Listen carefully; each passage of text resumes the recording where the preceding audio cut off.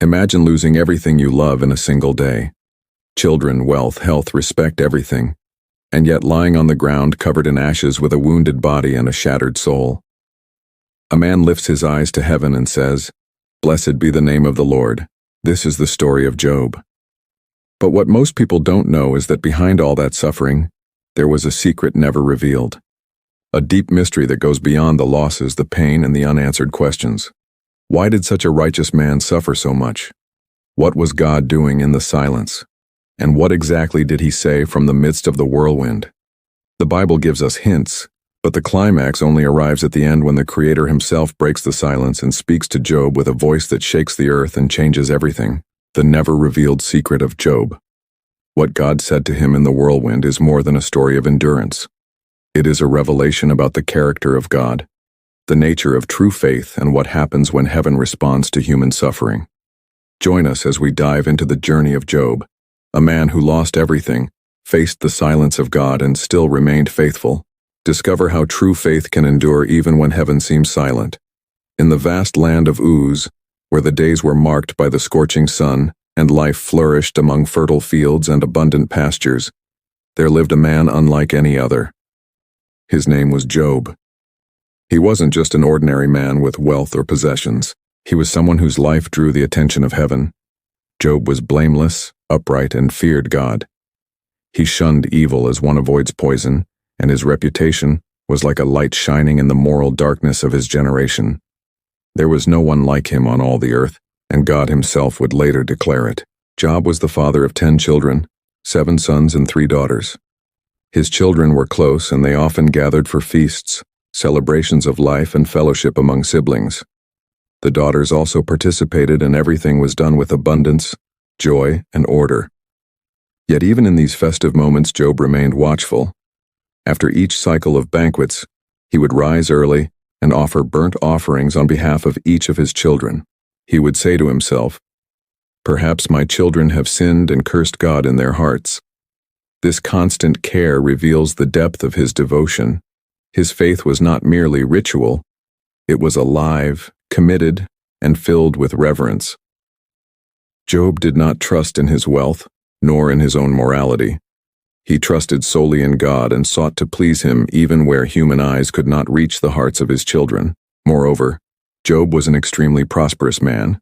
He owned 7,000 sheep, 3,000 camels, 500 yoke of oxmen, 500 female donkeys, and a large number of servants. His estate was vast. His influence extended throughout the region, and many considered him the greatest man of the East. But what truly set Job apart was not the extent of his possessions, but the purity of his heart. He was a man who walked with God.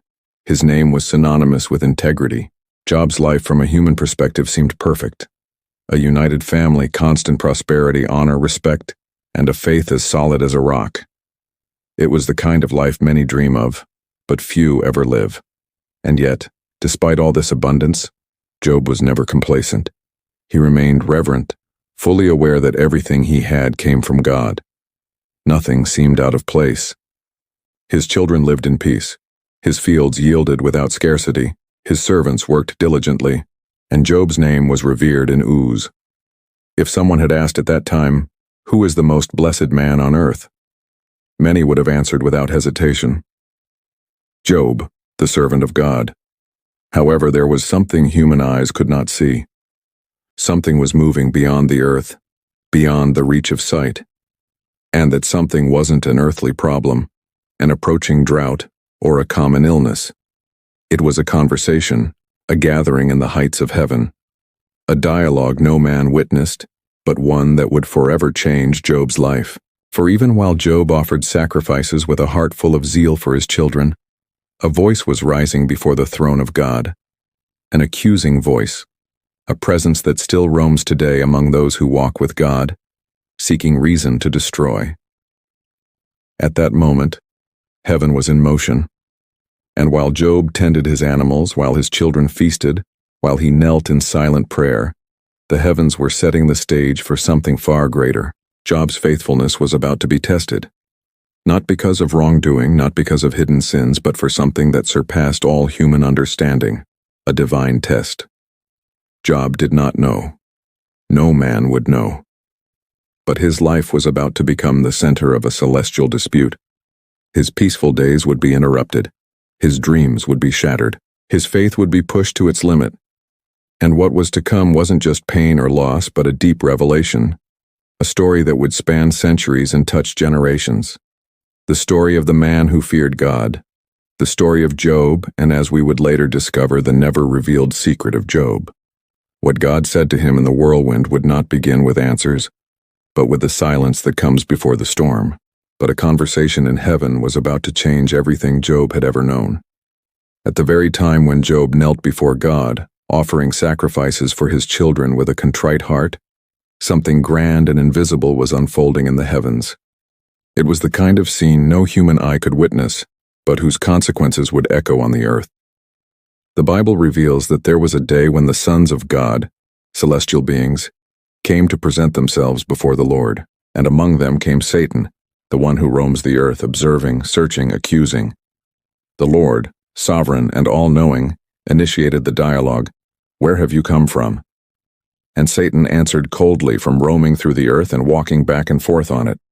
It wasn't merely a geographical response, it was an insinuation. He had been observing humanity, looking for faults, measuring intentions, and then God, with full confidence, mentioned a name that resounded between heaven and earth. "Have you considered my servant Job? There is no one on earth like him, blameless and upright, a man who fears God and shuns evil." Satan's response was bold, almost sarcastic. "Does Job fear God for nothing? Have you not put a hedge around him and his household and everything? He has. You have blessed the work of his hands so that his flocks and herds are spread throughout the land.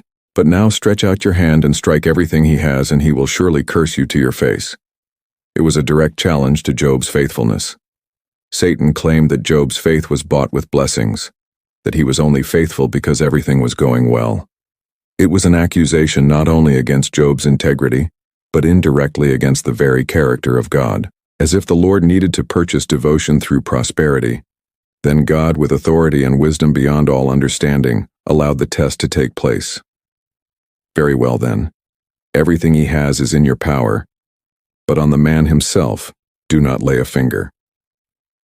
With those words, a trial was sealed in heaven that would shake the earth. Satan departed, authorized to touch everything Job owned, his wealth, his servants, even his children. Only his life was to be spared, and so began a battle that could not be seen with the eyes, but would be felt with the whole soul.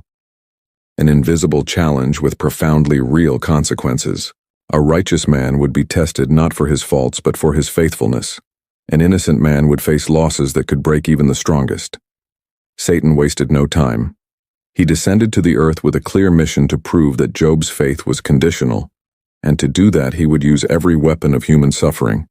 Nothing would be spared. While Job still slept, perhaps dreaming of his children, of his sheep grazing safely, or the laughter of another family feast, the gears of destiny began to turn in a dark direction. Heaven was silent, but something had shifted. Not out of God's cruelty, but because of a greater purpose, a plan that men would not understand immediately, a secret that would only be revealed at the end of a long journey. The never-revealed secret of Job. What God said to him in the whirlwind began there in the echoes of a heavenly agreement. God trusted Job, and now that trust would be tested like gold refined by fire. And Job, he knew nothing. He still offered sacrifices, still walked with God, still lived with integrity. But a shadow was drawing near. An ordinary day was about to become the darkest day of his life. And so began the greatest trial a righteous man has ever faced. The day began like any other. The sun rose over the hills of Uz, casting a golden light over the fields that belonged to Job. His servants tended the cattle. The sheep grazed peacefully, and Job's children gathered at the home of the oldest brother for yet another banquet. Job, as was his custom, maintained his quiet routine of reverence to God. Perhaps he was already preparing the burnt offerings he would present the next day, as he always did after his children's feasts. Everything seemed in perfect order. But what Job did not know was that this would be the last day of his former life. Suddenly a servant came running. His face was drenched in sweat, eyes wide, breath broken, all signs that something was terribly wrong. "My lord," he cried. The oxmen were plowing and the donkeys were grazing nearby when the Sabian attacked. They took the animals and killed the servants with the sword. I was the only one who escaped to tell you. Before Job could even process those words, another man rushed up even more desperate. Fire from God fell from the heavens. "Job, it burned up the sheep and the servants with them. They're all dead. I alone escaped to tell you." Job's face was already filled with confusion and pain, but he had no time to react. For a third messenger appeared, trembling, his eyes filled with terror. The Chaldeans formed free raiding parties. They swept down on the camels, took them all, and killed the servants once again. I alone escaped to tell you. It was as if the earth itself had turned against Job. 3 tragedies, 3 irreversible losses. His wealth, his livelihood, his stability, all in ruins. But it wasn't over yet. The final messenger arrived. He didn't run like the others. He staggered. His face was pale, his eyes full of tears, his voice broken by sobs. He stood before Job, unable to speak for a moment. "Your children," he finally said, his voice trembling.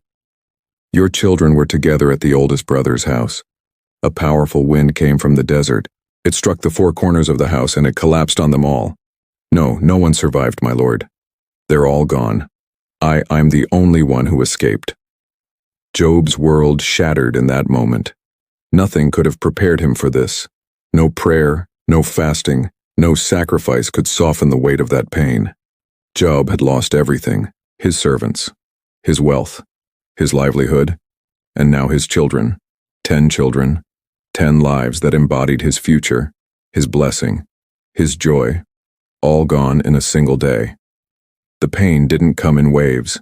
It came like an avalanche, an unrelenting devastation, a storm that swept away everything. Nothing remained. And Job, the most righteous man on earth, the faithful servant who feared God, he fell to his knees. He tore his robes, a deep symbol of mourning. He placed ashes on his head, plunging into the purest expression of grief and humiliation. But what he did next would astonish both heaven and earth. Job worshipped. Yes, in the midst of destruction, he bowed down and worshipped. "Naked I came from my mother's womb, and naked I will return. The Lord gave, and the Lord has taken away. Blessed be the name of the Lord." Job did not curse. He did not complain. He did not accuse God of injustice. His wealth was gone, his servants were gone, his children were gone, but his faith was still there, wounded but alive. Yet in the invisible realm of heaven, Satan watched. The first blow had not broken Job's soul. But the war wasn't over. The storm had barely begun. The full story had yet to unfold, and the shadows were now preparing an even crueler strike. But would Job still hold on to his faith, and for how long? Before we continue, we ask for your support. Subscribe to the channel and leave a like to strengthen us and help us keep spreading these deep stories from the Bible. Now let's continue with the anguish, the questions, and the never-before-revealed secret of Job. The last messenger had gone. The echo of his words still lingered in the air, as if pain itself continued to speak even after the silence. It was a heavy silence, thick as stone, a void that filled every corner around Job. No voices, no cries, no sounds of servants, no bleating sheep or lowing oxmen, only the wind brushing against the walls of the house. A house now empty of laughter and full of memories. Job remained motionless.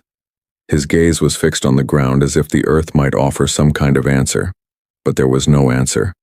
Only dust, ashes, and absence. The absence of his children, the absence of his workers, the absence of the abundance that had once marked every inch of his life.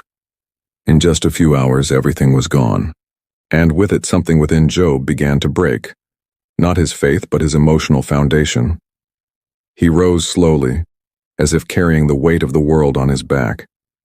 His feet touched the ground unsteadily, as though the earth that had once sustained him had collapsed under the weight of tragedy. With slow, trembling hands, he grasped his tunic and tore it from top to bottom, a sacred sign of mourning, an ancient custom to express what the heart could no longer scream. Then he knelt down. He picked up a handful of ashes from the ground and scattered them over his head. Ashes, the symbol of the end, of what has been burned, of what cannot be restored by human hands. The greatest man of the East was now just a shadow hunched on the ground, cloaked in dust. But it was there on that cold, dirty ground amid dried tears and burning memories that Job did something no one expected. He bowed not in despair, but in worship. Yes, worship.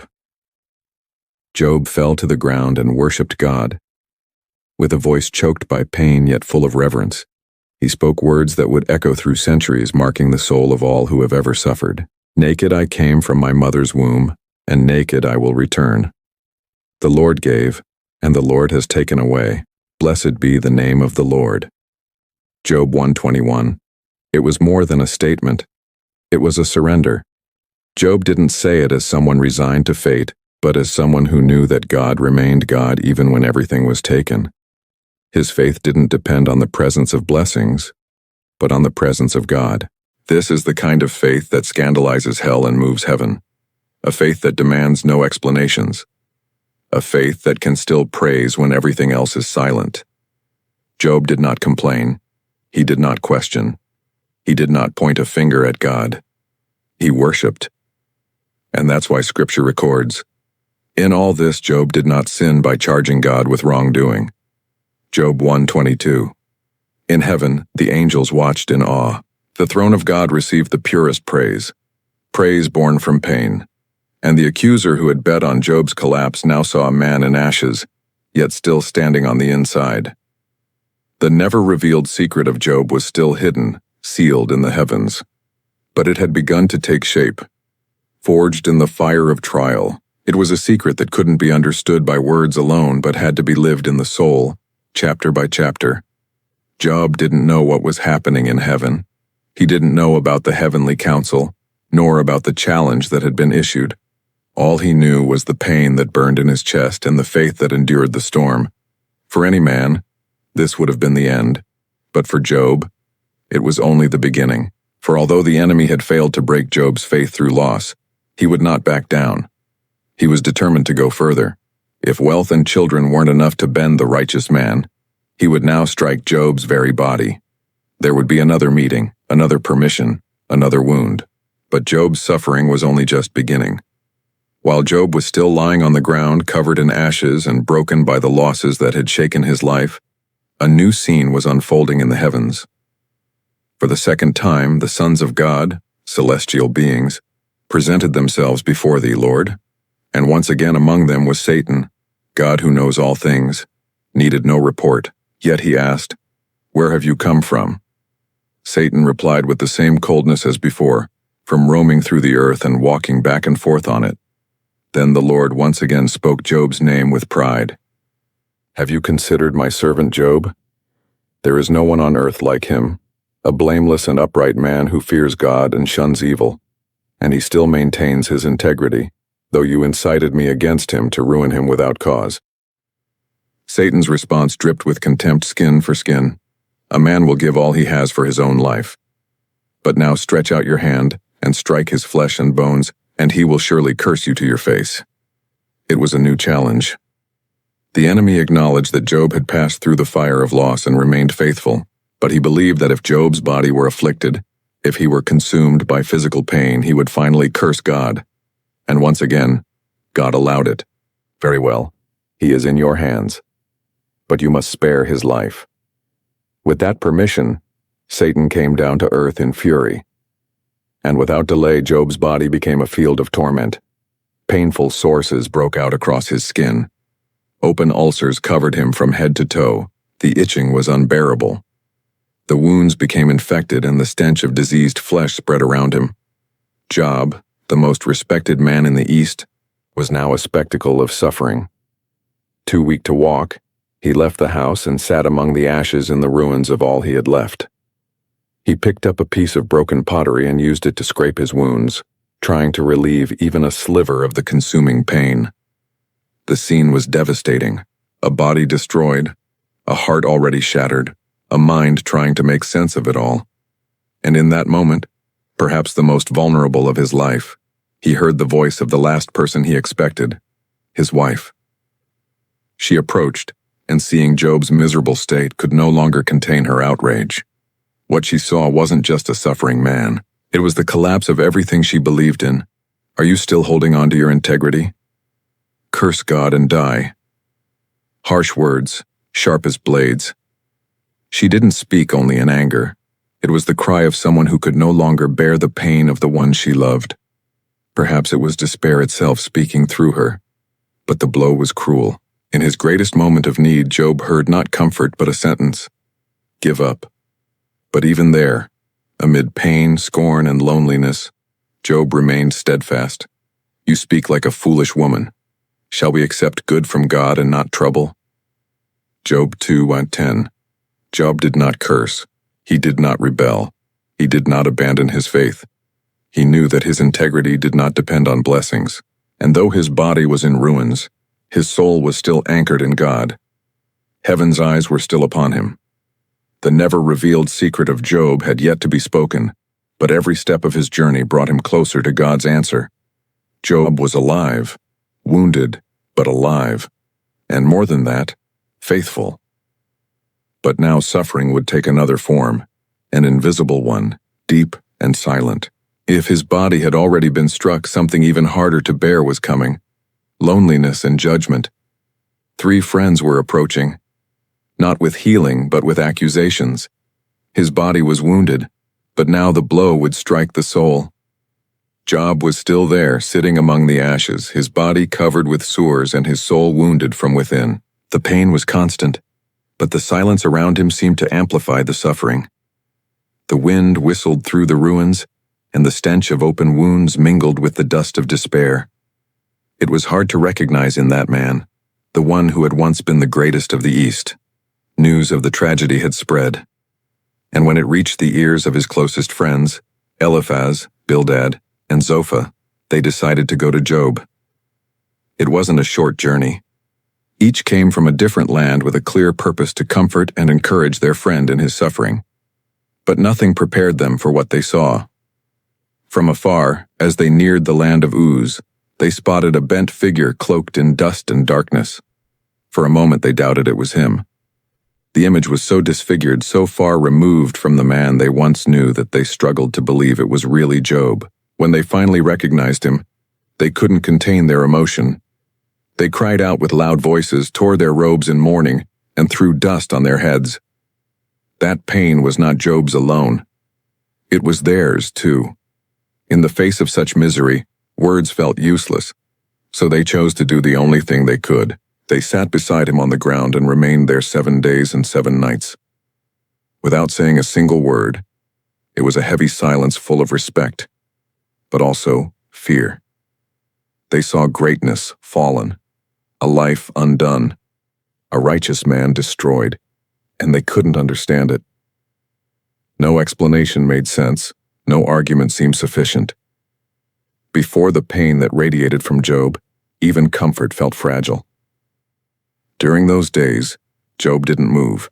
He scratched his wounds, sometimes gasped in pain. His eyes were fixed on nothing, as if his mind drifted between memories and unanswered questions. Perhaps he remembered his children laughing, his wife beside him, the peace that once filled his home. All of that now felt distant, like a dream that fades upon waking. The silence of the friends wasn't out of disdain. It was the silence of those touched by someone else's agony, but it was also the silence of those beginning to think, and as we'll see later, think too much. They watched Job, judged with their eyes, interpreted with human and limited hearts, and gradually their minds began to form theories about what could have caused such a righteous man to fall so low. For now they said nothing, but they thought a lot. Job in turn felt every glance. Even without words, he could sense the weight of their presence. He knew they were friends, but he also knew that silent judgment was beginning to take shape. It was as if his pain was now being observed, analyzed, dissected. In those 7 days, the deepest wound Job carried was no longer on his body. It was in his spirit. Heaven remained silent, his friends mute, God invisible, and Job's soul empty. There were no answers, no comfort, only questions. So many questions. Why God? What did I do? Why such suffering without cause? The physical pain was excruciating, but the silence of the silence was more cruel. It echoed inside Job like an endless abyss. 7 days staring into nothingness, trying to understand the unexplainable, waiting for an answer that never came until finally something changed. On the 8th day, Job broke the silence, and what came from his mouth wasn't a greeting nor a soft lament. It was a cry of anguish, a release of long-held pain. He did not curse God. He would never do that. But he did curse the day he was born. And now the words began to flow. Words from a wounded heart, from a man who still trusted but could no longer contain the agony, until Job finally spoke and broke the silence with a cry of anguish. The silence had been broken, and not with light words, but with a deep cry rising from Job's wounded soul. After 7 days, without uttering a single sentence, he opened his mouth. Not to defend himself, nor to seek comfort, but to release the weight of a pain overflowing inside. Job's words did not accuse God. They were not blasphemous, but they revealed the agony of someone who no longer saw purpose in his own existence. May the day of my birth perish, and the night it was said, a boy is conceived. It was a cry for erasure. Job didn't just wish to die. He wished he had never existed. He wanted the day of his birth wiped from the calendar. That the night when his life began in the womb had never happened.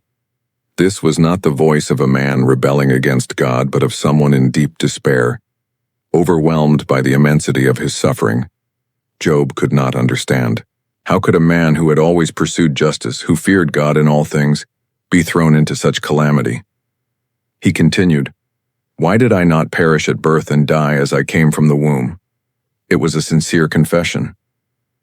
He wasn't cursing the Creator, but he was cursing his own origin. Each word was like a breath of pain, finally given voice. Job no longer wanted to continue. He saw no reason. To him, life had lost all meaning. In his speech, he idealizes death as a place of rest, a relief for those who suffer. He speaks of kings, counselors, princes, servants, and captives, all of them resting equally in the grave. There, he says, the wicked cease their troubling and the weary find rest. Job's pain was so deep that even the stillness of the dead seemed more desirable than the continuation of his days. Why is life given to those in misery and life to the bitter of soul? Here he goes beyond his personal story. He questions the meaning of human suffering. Why allow someone to be born if their life will be marked only by tears? Why sustain the existence of someone whose only companion is anguish? He didn't know it, but these questions would echo through generations, because every human being at some point faces the shadows of despair. And Job's words reveal that even the most righteous can fall into anguish, that to feel pain is not a sign of sin, but of humanity. Job ends his speech saying that his sighs are his food and his groans pour out like water. He is consumed by fear, anxiety, and uncertainty. What I feared has come upon me. What I dreaded has happened to me. I have no peace, no quietness. I have no rest, but only turmoil. His cry was the outburst of someone who couldn't understand why all he had feared had now become reality. And though he didn't know it, this moment was necessary, because before God could speak, Job needed to empty his soul. And in that emptiness, the truest parts of him began to emerge. But every word Job spoke made more room for that divine revelation to come. All appearances had to fall away. Only essence could remain. And it was at that moment, after the cry of the soul, that his friends finally rose. For 7 days they had kept silent, but now, feeling ready, or perhaps thinking themselves wise, they began to speak. And what was meant to be comfort became confrontation, and so his friends began to speak. After Job's anguished cry, the 7 days of silence came to an end, and the first to speak was Eliphaz the Temanite. His tone was calm, almost respectful, but his words were loaded with judgment like an arrow disguised as advice. If someone ventures a word with you, will you be impatient? But who can keep from speaking? Eliphaz began by reminding Job that he had once been a source of guidance and strength for many, that he had taught, corrected, and supported the weary. But now that he was the one afflicted, Job faltered. It was as if he was saying, "You helped others, but can't apply your own advice to yourself. And then came the first accusation, still veiled. Consider now who, being innocent, has ever perished. Where were the upright ever destroyed? Eliphaz was insinuating that Job had in some way sinned. After all, according to his logic, no one suffers without a reason. The doctrine of retribution, the belief that the righteous are always rewarded and the wicked always punished, was the foundation of his argument. He then shared a spiritual vision he had at night, something mysterious and terrifying, claiming that man cannot be righteous before God, that not even angels are pure in the Creator's sight. He puts no trust even in his servants, and he charges his angels with error. With this he cast guilt upon Job under a cloak of spirituality, as if to say, "Who are you to think you are righteous?" In the next chapter, Eliphaz continues with more advice, now in a harsher tone. He claims that fools suffer because they despise God's correction, that punishment is part of divine discipline. He even prophesies that if Job humbles himself, he will be restored. Blessed is the one whom God corrects, so do not despise the discipline of the Almighty. In other circumstances, such words might sound wise. But for a man who had lost everything without apparent cause, who was covered in sores, sitting in ashes, and who could find no fault in himself, those words were like salt in an open wound. Eliphaz offered no compassion, only judgment. He judged based on appearances, human logic, and what he could see. He didn't understand that Job's suffering was the result of something greater, a divine test that transcended the laws of cause and effect. His words, which should have brought comfort, became spears. Job, already weakened, now had to bear the weight of accusation. The comfort he had hoped for from his friends had turned into an even heavier burden. It was as if on top of all his physical and emotional pain, Job now faced a new kind of suffering, the spiritual pain of being misunderstood. Those who came to comfort him were in fact digging his sorrow even deeper. And yet Job did not lose his voice. He listened to Eliphaz in silence, but his soul burned within. He knew his suffering was not the result of hidden sin. He knew his heart was upright before God, and for that reason he would not remain silent. Hidden behind the accusations, the misplaced counsel, and the human attempts to explain the unexplainable, Job still had something to say. He would not remain silent. He had something to say. Job listened to everything Eliphaz said. Every word, every insinuation, every pious argument laced with judgment. And when he finally opened his mouth, it wasn't with anger, but with pain. A deep pain, mixed with the sorrow of being misunderstood. Oh, that my anguish were weighed and all my misery be placed on the scales, it would surely outweigh the sand of the seas. He began his outburst by acknowledging the depth of his suffering. He didn't ask for pity, but for understanding. His pain was so heavy, so vast, that he couldn't measure it. And what hurt him most wasn't just the loss, but the fact that his friends, instead of comforting him, had judged him a despairing man, should have the devotion of his friends, even though he forsakes the fear of the Almighty. It was both a reminder and a rebuke. Job was saying plainly that even if he had turned away from God, which he claimed he hadn't, he still deserved compassion. But his friends instead came at him with doctrine, as if his suffering could be solved with religious formulas. He compared their words to the force of a dried-up river, deceiving those who come to drink from it. His hope for comfort had been crushed. Then Job turned to God. He recognized the greatness of the divine, but he also expressed his confusion. What is mankind that you make so much of them, that you give them so much attention? It wasn't just a question of curiosity, but one of desperation. Why would a God so grand focus so closely on such a small creature? Why monitor every step? Allow such suffering bring so much testing? And then came his most sincere cry. If I have sinned, what have I done to you, you who see everything we do? Why have you made me your target? He didn't understand. He never claimed to be perfect, but he saw no guilt in himself that could justify such pain. It was as if he were being struck for reasons unknown to him. His heart was laid bare before God. But Job didn't stop there. He continued his defense, now confronting the logic of his friends with even greater boldness. Indeed, I know that this is true. But how can mere mortals prove their innocence before God? He acknowledged that no one is righteous before God by their own merit. He knew the greatness of the Creator was immeasurable. God could move mountains, blot out the sun, stretch out the heavens, all beyond human comprehension or questioning. And still Job felt the desperate need to present his case. He longed for someone to stand between him and God, someone to mediate the pain, to make sense of the suffering. If only I knew where to find him. If only I could go to his dwelling. Yet in the midst of the confusion, Job's faith showed signs of astonishing strength. Even wounded, even misunderstood, even confused, he trusted. And in one of the most profound moments of his speech, he declared, "Though he slay me, yet will I hope in him." That phrase proved that Job's faith was not driven by reward or protection. He was saying, "Even if I die by God's own hand, I will still trust him." A faith that doesn't demand explanations, that survives the silence, that endures even without guarantees. But the judgment hadn't ended, and Job knew it. His words fell like stones into still waters, and instead of listening, his friends were readying themselves to strike back. What was meant to be a conversation would become a courtroom, and the evidence would be Job's wounds. And while God's response had not yet come, human suffering dragged on amid questions, pain, and long speeches. But the judgment of his friends would continue, more cruel with every word. Job's words, though deep and sincere, did not stir compassion. On the contrary, they provoked even harsher reactions. The second friend, Bildad, lacked the tact or moderation of a life.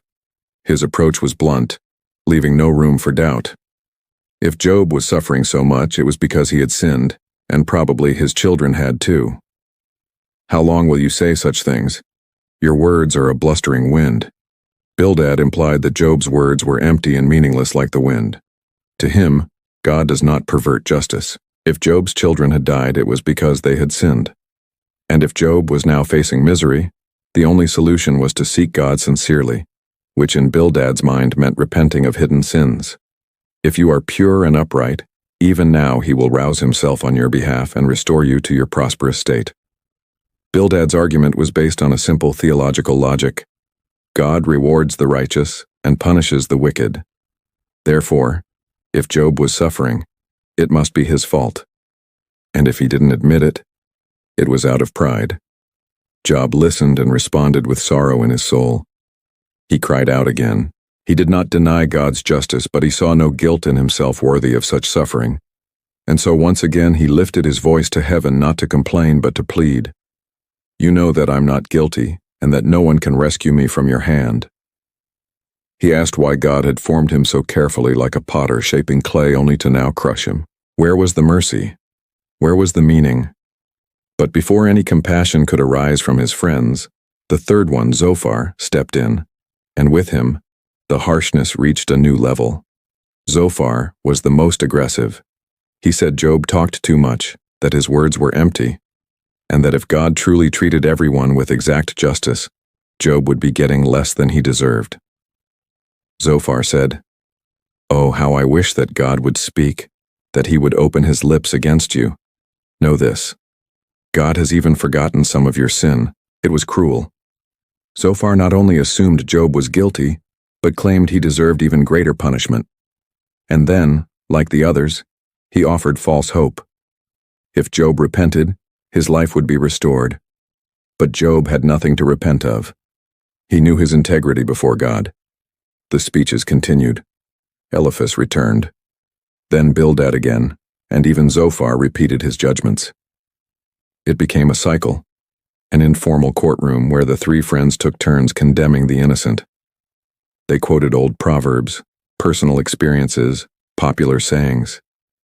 They spoke of the fate of the wicked, the prosperity of the righteous, of how God humbles the proud and exalts the humble.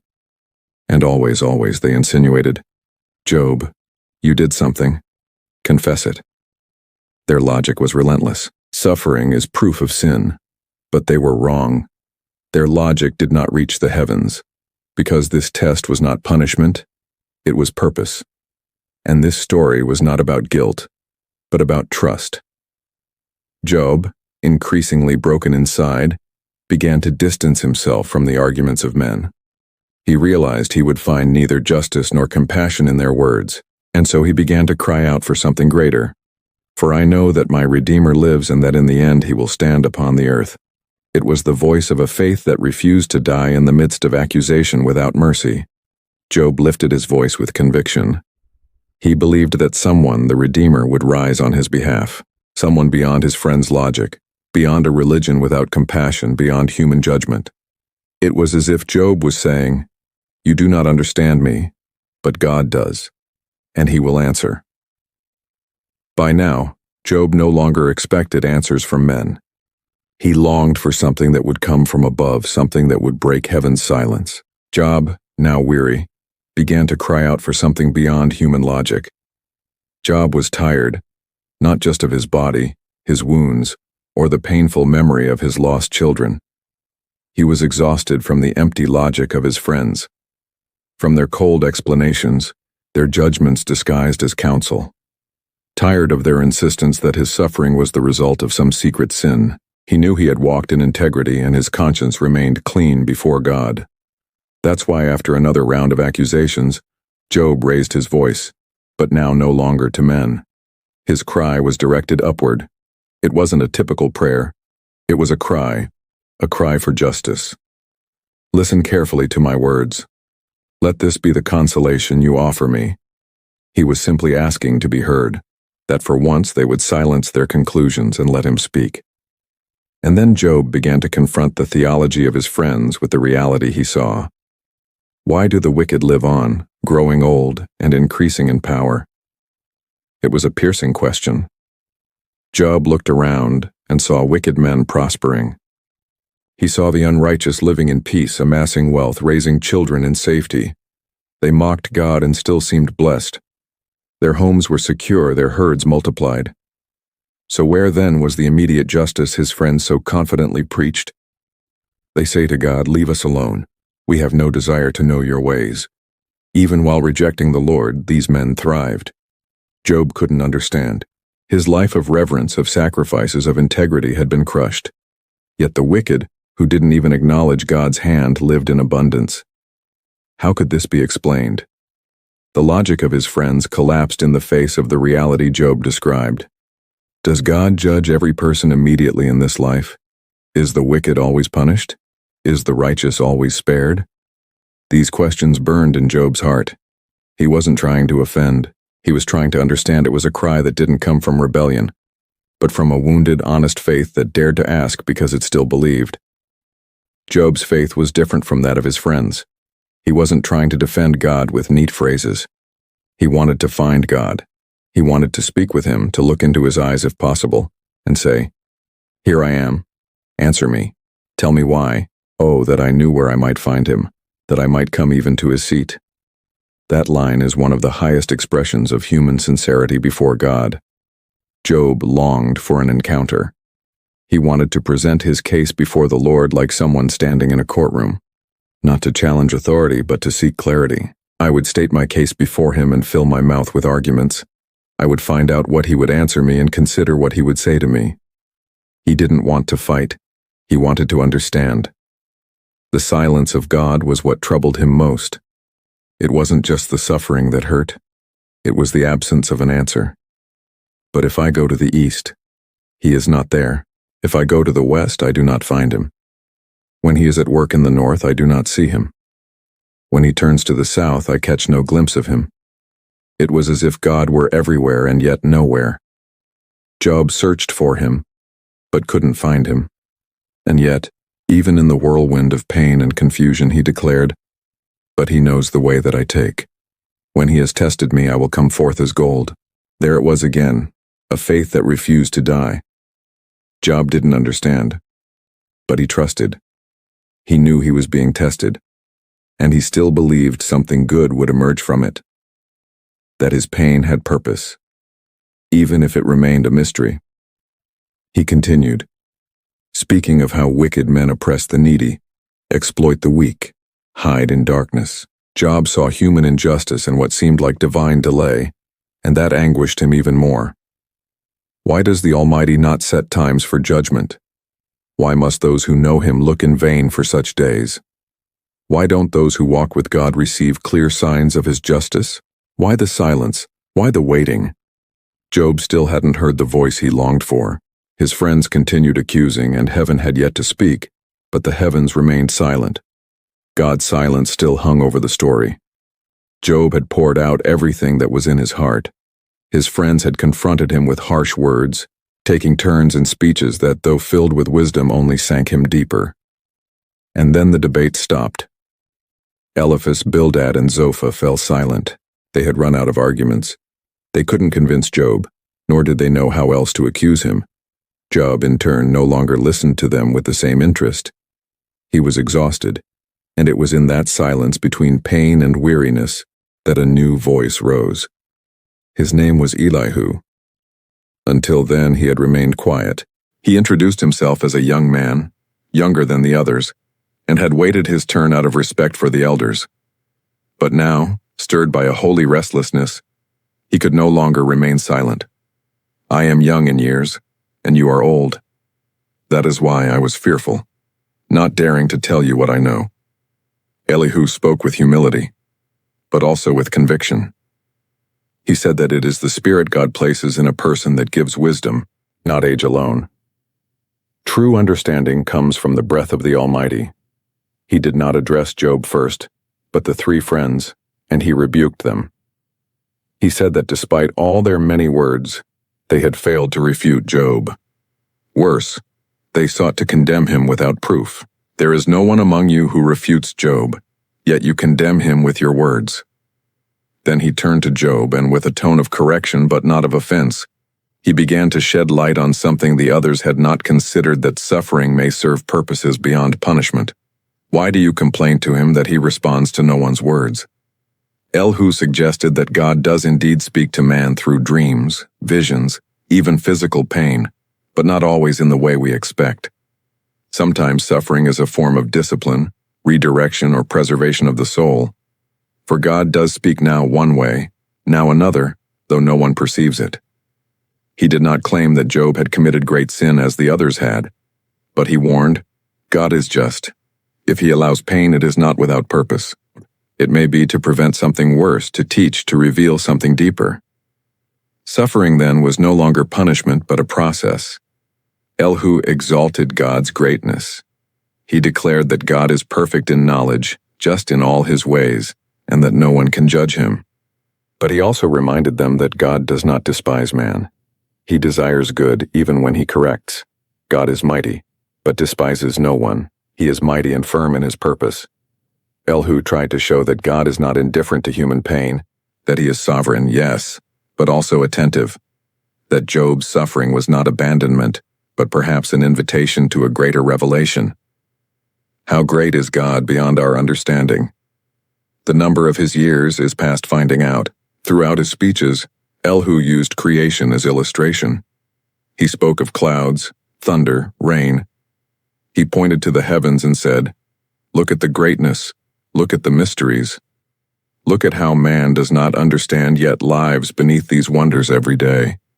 It was as if he were saying, Job, maybe God won't explain everything right now, but he is at work. Even if you don't understand, trust him.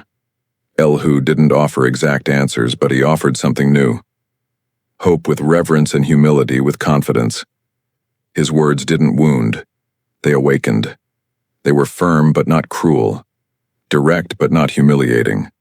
Unlike the others, Elihu wasn't trying to prove anything. He was pointing to God not as a judge but as a teacher. And then at the end of his speech he exclaimed, "The Almighty is beyond our reach and exalted in power. In his justice and great righteousness, he does not oppress." He ended with reverence, placing God in his rightful place as absolute, as sovereign, but also inviting Job to recognize him as the one beyond human understanding. The air felt heavy. Elihu's words lingered like the prelude to something great. Heaven was still silent, but not for long, because there, after the young man's voice, when the last human argument had faded, came the whirlwind. And when it ended, the whirlwind had come. The sky was heavy. After long chapters of pain, accusations, and desperate searches for answers, the silence was finally broken. Not by another human opinion, not by a new theological argument, but by something no one expected. A storm, a whirlwind, began to form on the horizon. It was no ordinary gust of wind. There was power, there was glory, there was awe in that movement of the heavens. Nature seemed to awaken before the invisible presence of the Creator. Lightning split the sky. The wind howled among the rocks, and the ground trembled beneath the feet of men. And then God spoke. Then the Lord answered Job out of the whirlwind. The words of the Most High came from the heart of the storm. It was as if the universe itself bowed to the voice of its Creator. There was no longer room for theory, speculation, or debate. Now God himself took center stage. But what he said was unexpected. He did not begin with comfort, nor with explanations. He did not justify Job's suffering, nor reveal the behind the scenes of the heavenly challenge. Instead, God asked a question. Who is this that obscures my counsel with words without knowledge? It was not an angry rebuke, but a firm correction. God was not saying that Job had sinned, but that his perspective was limited. He spoke with the voice of one who sees the whole, while men see only fragments. Brace yourself like a man. I will question you, and you shall answer me. From that moment, a series of questions fell upon Job, like a torrential downpour of wisdom. But they weren't questions seeking answers. They were questions meant to reveal divine greatness and human small-allness. Where were you when I laid the earth's foundation? Tell me if you understand. Each word came with the weight of creation. God asked about the dimensions of the earth, the foundations of the world, the boundaries of the sea. He spoke of the dawn, the depths of the ocean, the place where light is separated from darkness. Have you journeyed to the springs of the sea or walked in the recesses of the deep? It was as if the Creator were drawing back the veil of existence, inviting Job and all of us to look not at the pain of life, but at the majesty that upholds everything. God spoke of the storehouses of snow, the constellations, the laws of the heavens. Name by name, image by image, he exalted his own work, not out of pride, but to awaken reverence. He spoke of rain that falls in the desert where no man lives, of the raven that cries for food, of the mountain goat giving birth, of the wild ox that refuses to be tamed, of the ostrich that forgets her eggs on the ground, of the horse that neighs in battle, of the hawk that soars high in the sky. Every detail of the universe was recalled, and each one carried a message. Do you know these things, Job? Do you understand how it all works? It was not humiliation. It was revelation. God didn't answer Job's questions with explanations. He answered with presence. He didn't tell Job why he was suffering. He showed Job who he is, and in doing so, the very weight of pain began to shift. Because in the immensity of the Almighty, even suffering changes its place, not because it stops hurting, but because it becomes enveloped in something greater, divine majesty. Job had heard many voices. The voices of his friends were full of judgment. Elihu's voice was full of conviction, but the voice from the whirlwind was full of glory. Word by word, the Creator painted with questions a new vision of the world of mankind of faith. There among thunder and wisdom, Job did not receive explanations. He received something greater, the revelation that God is in control. Even when everything seems to fall apart, that faith doesn't need answers. It needs surrender. The whirlwind spun around Job, but inside him, something was beginning to grow still. The storm still roared. God's words continued to echo from the whirlwind, but now it was no longer merely a display of power. It was a revelation. What was being said to Job was more than a simple answer to his questions. It was an invitation to behold something infinitely greater. Where were you when I laid the foundations of the earth? That question was only the beginning. From there, God unfolded a majestic procession of rhetorical questions, all designed to lead Job to a single place: humility before the glory of God. God did not reveal to Job the conversation with Satan, nor explain why he had allowed such suffering. He said nothing of tests, nor of heavenly secrets, but he did reveal what Job needed most to see: God himself. He spoke of the constellations, the commands of heaven, the cycle of rain, dew, and frost. He pointed to the behavior of animals: the lion, the raven, the mountain goat, the wild donkey, the wild ox, The ostrich, the horse, the hawk, the crocodile. Each creature with its habits and mysteries served to show something greater. God is in everything, and everything is under his control. Who has put wisdom in the inward parts, or who has given understanding to the heart? It was as if the Creator was saying, Job, you don't need to understand everything. You just need to trust me. The never-revealed secret of Job. What God said to him in the whirlwind was exactly this, not an explanation, but a revelation. God owes no man a report of his ways because he is God, sovereign, perfect, infinite, and we are clay in his hands. But what makes this secret so special is that it doesn't humiliate, it transforms. It doesn't put man beneath God simply to crush him, but to place him in his rightful position where he can see more clearly with reverence and trust. Job stood before something no other man had experienced in quite that way, a conversation with the Almighty. Not to be answered, but to be shaped. God continued, Shall the one who contends with the Almighty correct him? Finally, Job begins to respond. But his words are different now. There is no more defense, no more demand for justice. The man who once cried out for explanations now stands in silence. Behold, I am vile. What shall I answer you? I lay my hand over my mouth. Job was beginning to understand. His pain was still real. The losses were still present. But something within him had changed. He no longer needed to know the reason for everything because now he knew who God was, but God wasn't finished yet. He continued, describing the strength of Behemoth and the ferocity of Leviathan, grand, powerful, fearsome creatures man cannot control, yet they live under the watchful eye of their Creator. His breath kindles coals and a flame comes out of his mouth. In the end, the message was clear. If Job could not control or comprehend these creatures, how could he judge the ways of God? Job had shouted, pleaded, questioned, and God responded, not with justifications, but with presence. The climax of this story is not a logical explanation, but an inner transformation. The secret that had never been revealed was this: God does not need to be explained. He needs to be revered. And true faith is the kind that bows even when it doesn't. Understand? Job's faith had been pushed to the edge. He had lost everything, been wounded in body, crushed in soul, judged by friends. And now, surrounded by the whirlwind, he found not the end of pain, but the beginning of a new vision, the never-revealed secret of Job. What God said to him in the whirlwind was that man does not live by answers, but by trust. And before the majesty of God, even suffering finds its place. But what would Job say at the end of it all? The storm had passed. The whirlwind that had carried the voice of God now gave way to a different kind of silence. It was not the silence of absence, but of reverence, a silence full of meaning, where words were no longer necessary because the art understood. Job, who had spoken so much, now simply bows. No more defenses, no more justifications, not even lamentations. Only acknowledgement. I know that you can do everything and that no purpose of yours can be thwarted. Job 42:2. Job's first words after hearing the Creator are a powerful testimony. He no longer speaks as a wounded man, but as one restored from within. His pain had not disappeared.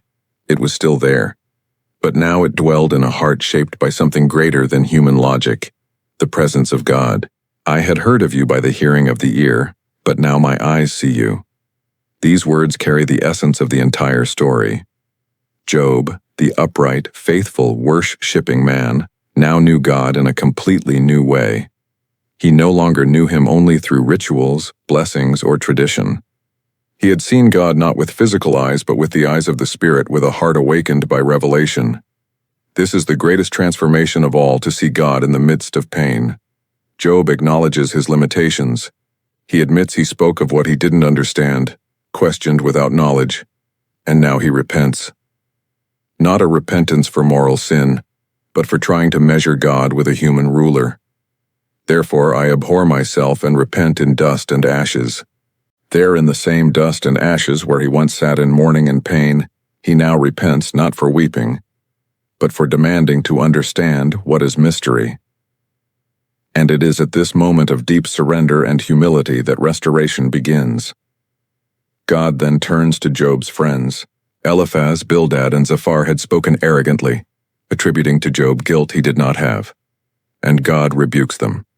My wrath is aroused against you and your two friends, for you have not spoken of me what is right, as my servant Job has. Remarkably, God defends Job. Even after all that happened, even after the complaints and questions, the Lord affirms that Job spoke sincerely. His pain was real, his heart was honest, and that to God is more valuable than correct speeches empty of compassion. Then God commands the friends to offer sacrifices, but that alone is not enough. They would need Job to pray for them. Yes, Udu, the one who was unjustly accused, now becomes the intercessor for those who wounded him with their words. My servant Job shall pray for you, for I will accept him. And Job in his humility prays for them. This scene is as powerful as the whirlwind. The man once wounded now heals. The one who suffered in silence now intercedes in mercy. And it is in this moment when Job prays for those who hurt him that something wonderful happens. And the Lord restored Job's fortunes when he prayed for his friends. God reversed the captivity. He changed the scene. He altered the destiny, and not only restored Job, but blessed him doubly. Everything Job had lost, and flocks, riches, dignity was returned and multiplied. He had more children, lived many more years, and saw 4 generations of his descendants. But more important than all of this, Esau saw God, the never-revealed secret of Job. What God said to him in the whirlwind was not an explanation. It was an encounter. Job's pain was the path to something far greater, the revelation of God's character, his sovereignty, and the beauty of a faith that endures even without answers. Job was restored outwardly, but before that, he was transformed inwardly. He didn't just get back what he had lost. He gained a new dimension of faith. The story ends in peace, but it is a different peace than at the beginning. There Job was upright and prosperous. Here he is upright and broken. There he had heard of God. Here, he knows him by sight, and that is the greatest reward anyone could ever receive. We have reached the end of Job's journey, one of the most moving, mysterious, and transformative stories in all of Scripture. A path marked by devastating loss, divine silence, deep questioning, and ultimately, an unshakable encounter with the God who speaks from the whirlwind. What do we carry with us as we close our eyes and remember everything Job endured? We carry the certainty that true faith does not demand all the answers. Yes, Job wanted to understand. He cried out for explanations. He felt lost, wronged, misunderstood. And God did not condemn him for that. God listened, and in the right time he responded not with justifications, but with his presence. The greatest revelation was not a why, it was a who. The never-revealed secret of Job. What God said to him in the whirlwind was not a divine formula or spiritual code.